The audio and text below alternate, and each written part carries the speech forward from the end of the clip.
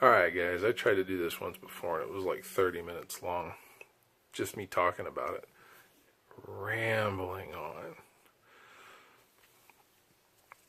There's a difference between a bug out bag and a get home bag. And in my opinion, everybody should have a get home bag. You should have something to help you get home if you have to walk. And there are enough different ways that over the years they've talked about an EMP happening. It could happen, you know. If you are down to a half a tank and you're more than a half a tank away from home, you might have to walk part of the way. Is it going to happen? Probably not, but you should be ready for it.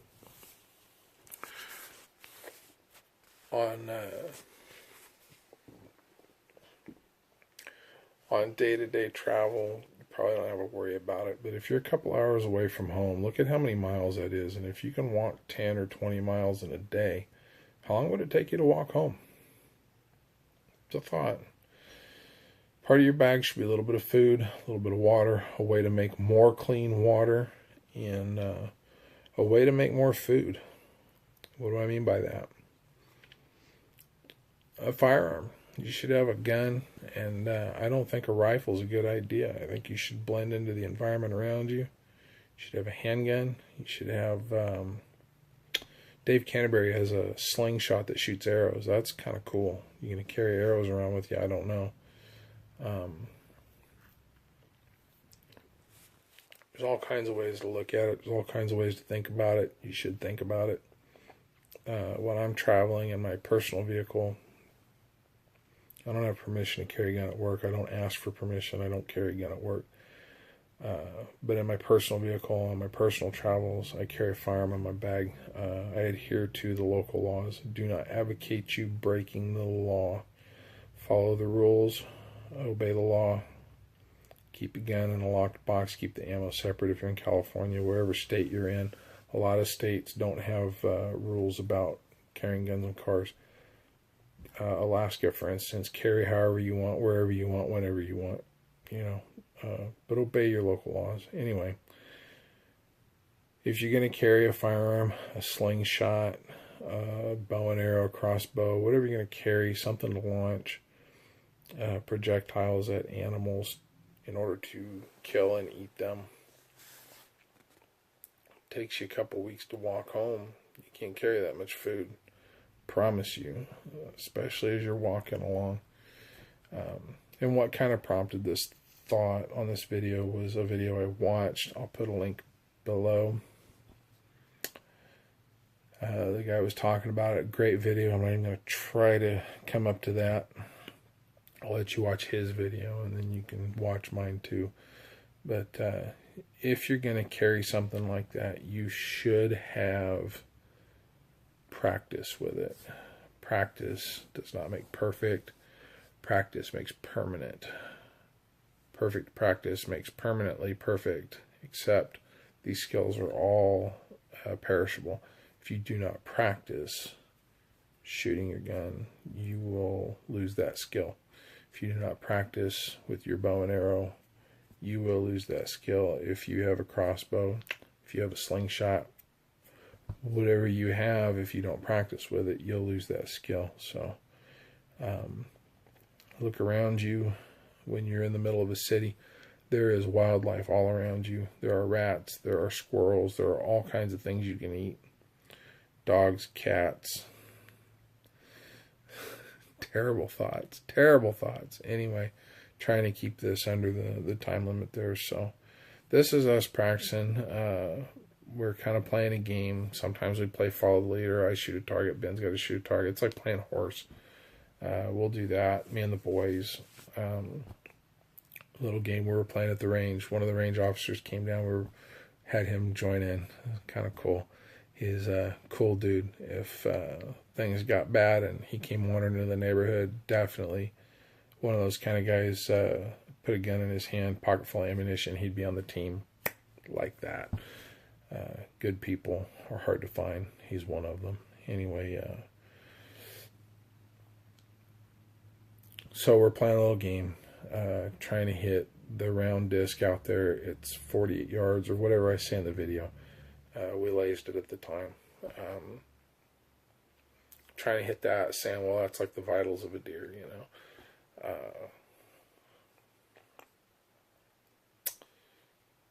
It's about the size, the diameter is about the length or width of a dog, you know, at 50 yards, whatever. Can you hit that? Can you get food if everybody's at home? The S has H, the T of the F, you know, fecal matter, rotary device, all that has happened way back. Everybody's hungry. We got to go find food. This is the game. Can you do it with one round? Can you get that animal dead so that you can go clean it and take it home and eat it? That's the game. That's what we're playing. You should practice with whatever you have, for fending off bad guys, for getting food, for, you know, if it's going to be your go-to thing, you should practice with it. You should practice with it regularly. Really important. All right, cutting this short, guys. I don't want to go too long. Some of the viewers on this, out of you 30, tens of people watching, out of you 30, a couple of you are South America. I don't know what your country allows. Whatever is allowed, find something, you know, if it's a slingshot or whatever, but practice with it, be good with it. Can you feed your family? Can you feed your kids? Anyway, this is the kind of stuff I keep in my get-home bag. Whatever's available in your locale, whatever's legal. Practice, practice, practice. Practice what I preach. I do. All right, guys. Talk to you later.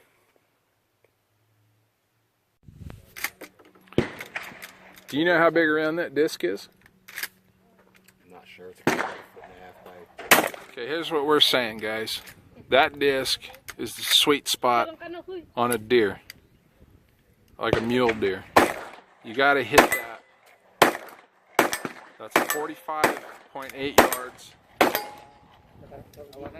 As we measured.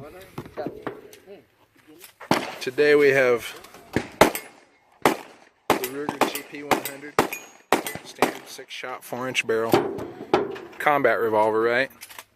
357s, some hand loads that are every bit as good as any of the factory ammo. Well, not that good, but pretty damn good. Here's the scenario.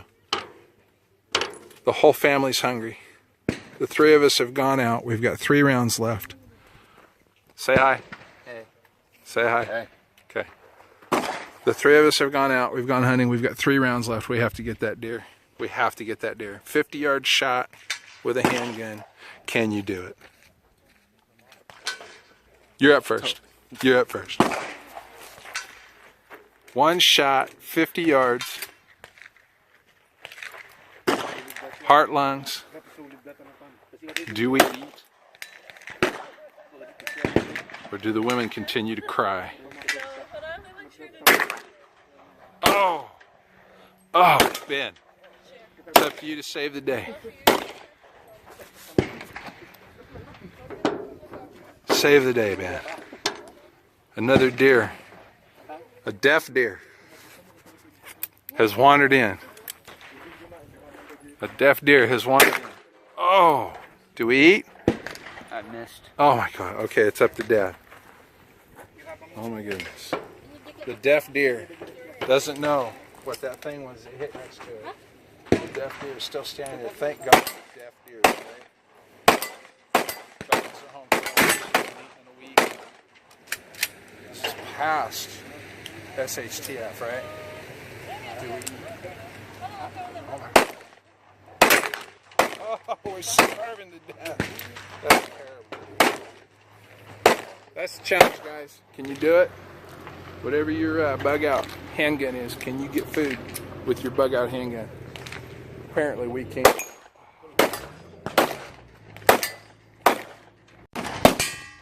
All right. Round 2. Round 2. We're going to try again. Each one of us has 1 round. The women are crying. Gabe's crying because he's a hippie and he's not here and he doesn't practice. Do we eat?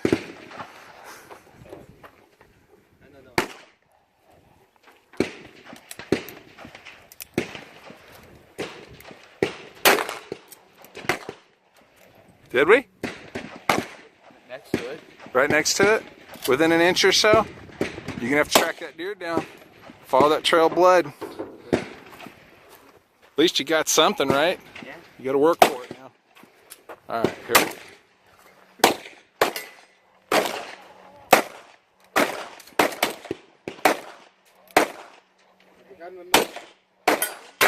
Now we're eating. Good stuff. Let's see if we can get Ben's cousin that's standing there crying because Ben's dead.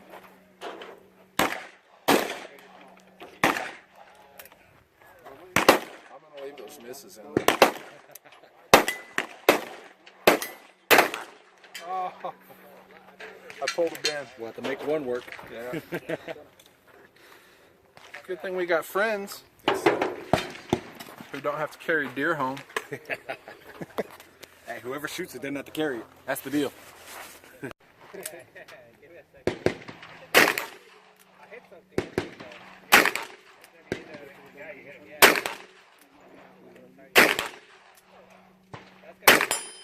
we go. You can consistently hit that. I pulled a Ben and flinched. So there you go. More practice needed, right? We practice what we preach. Anyway, get what you get, put it in your bag, get out there and practice with it. Practice makes permanent. Perfect practice makes permanently perfect. Get after it and keep after it. Alright, we'll catch you guys on the next one. Later.